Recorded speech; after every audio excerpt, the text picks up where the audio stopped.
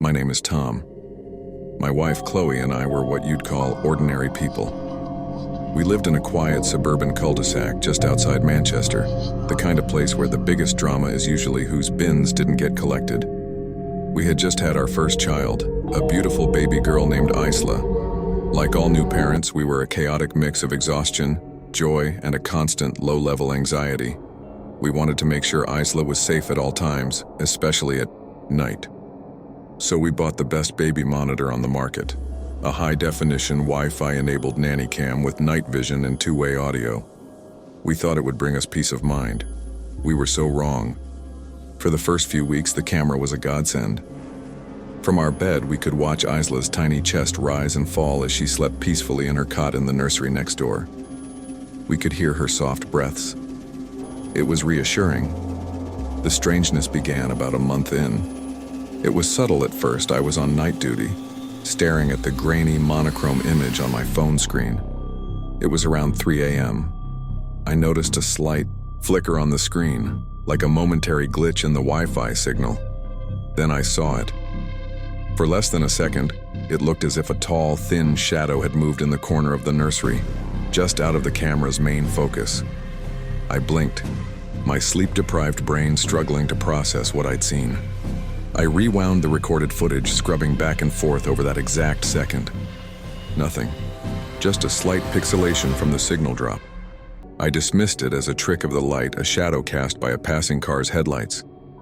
A few nights later, Chloe woke me up, her face pale. "Tom, listen," she whispered, holding her phone up. I listened. Over the faint sound of Isla's breathing, we could hear another noise coming through the monitor's audio feed. It was a soft, almost inaudible humming. It wasn't a mechanical noise. It was a low, melodic, human-like hum. A lullaby. My heart pounded. I grabbed my phone and turned up the volume. The humming was faint, but undeniably there. I quietly crept out of our bedroom and stood outside the nursery door. Complete silence. I pushed the door open. The room was still, peaceful, and the only sound was Isla's gentle breathing. The humming had vanished.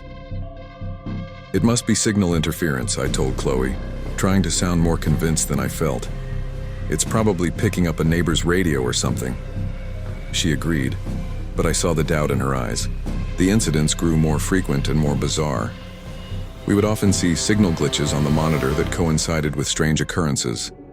One night, the temperature in the nursery, which was displayed on the app, suddenly dropped by 10 degrees for no reason, only to return to normal a minute later.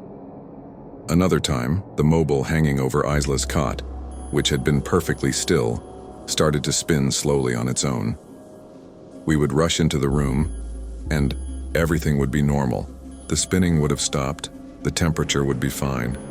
We started to feel like we were going mad. The real terror began when the voice started. It was my turn to watch the monitor. Isla had been restless, crying on and off. At around 2:15 a.m., she finally settled down. I was about to fall asleep myself when a new sound came, through the speaker. It wasn't humming this time, it was a whisper, a dry, papery whisper like the rustling of dead leaves. The voice was old, female, and it spoke just one word. Mine. I sat bolt upright in bed, my blood turning to ice. I rewound the footage, my hands shaking so much I could barely control the slider. I played it back. There it was again, clear as day. A voice that was not ours in a room that was supposed to be empty, whispering over my daughter's cot. I woke Chloe. We listened to it together, our faces masks of disbelief and horror. "What is that? Who is that?" she cried, tears welling up in her eyes. We checked the app. No security breaches. The Wi-Fi was password protected with the highest encryption.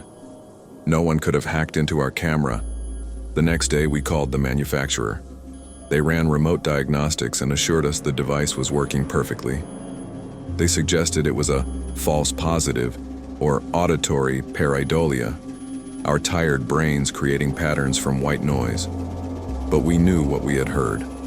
That night, we decided to conduct an experiment. We set up my laptop in our room, also connected to the nanny cam's live feed. and started a screen recording. We wanted undeniable proof. We watched the monitor for hours, the silence in the house stretching our nerves to breaking point. Just after 3 a.m., it happened.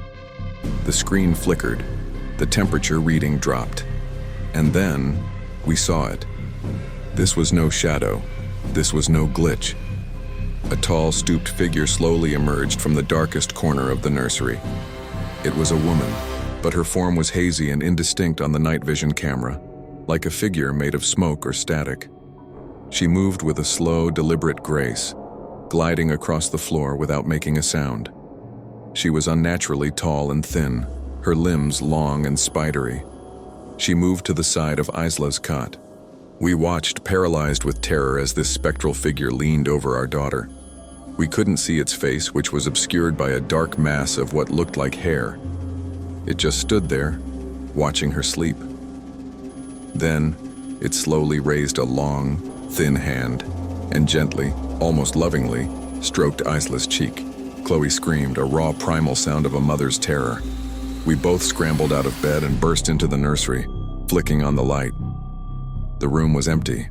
Isla was sleeping peacefully, a faint, contented smile on her face. There was no one there. Shaking, we went back to our room and looked at the laptop. The screen recording had captured everything. The figure, the movement, the horrifying, gentle caress. It was real. We called the police. 2 bored-looking officers came, watched our footage, and exchanged skeptical glances. They suggested it was a digital artifact, a compression glitch, or a reflection. They searched the house from top to bottom and, of course, found nothing. "There are no signs of a break-in. Your house is secure," one of them said, trying to be reassuring. "Maybe get your camera checked." They left and we were alone again, with our proof that no one believed. We couldn't sleep in that house another night. We packed a bag, took Isla, and went to a hotel. The next day I started researching the history of our house, our street. I spent hours online, digging through local archives and old newspapers, and then I found it. An article from 60 years ago about our very house. It told the story of a woman named Elspeth, a nanny who had worked for the family that lived here. She was deeply attached to their infant daughter. So attached, in fact, that when the family decided to move away, Elspeth was consumed by grief. The night before they were due to leave, she did the unthinkable. In the nursery, she smothered the child in its sleep and then took her own life in the same room. The article mentioned her last chilling words, written in a note she left behind. "If I cannot have her, no one will. She is mine, forever." My blood ran cold. The whisper on the monitor. Mine. It all made a horrifying kind of sense. This wasn't a random spirit. This was Elspeth. She was still here, still in her nursery, still looking after a child she believed was hers. She wasn't trying to harm Isla. She was loving her. And that was the most terrifying part. What would she do if we ever tried to take her baby away? We never went back to that house. We sold it at a loss, telling the estate agents there were electrical issues. We moved to a new city, far away. We threw the nanny cam in a public bin. But the fear never left me. My rational, logical world had been shattered. I now know that there are things that exist in the quiet corners of our own homes, visible only through the cold, unblinking eye of a camera. Sometimes late at night I'll be watching Isla sleep on our new, dumb baby monitor, one that only transmits sound, and in the static-filled silence between her breaths, I'll sometimes hear it, a faint, melodic humming.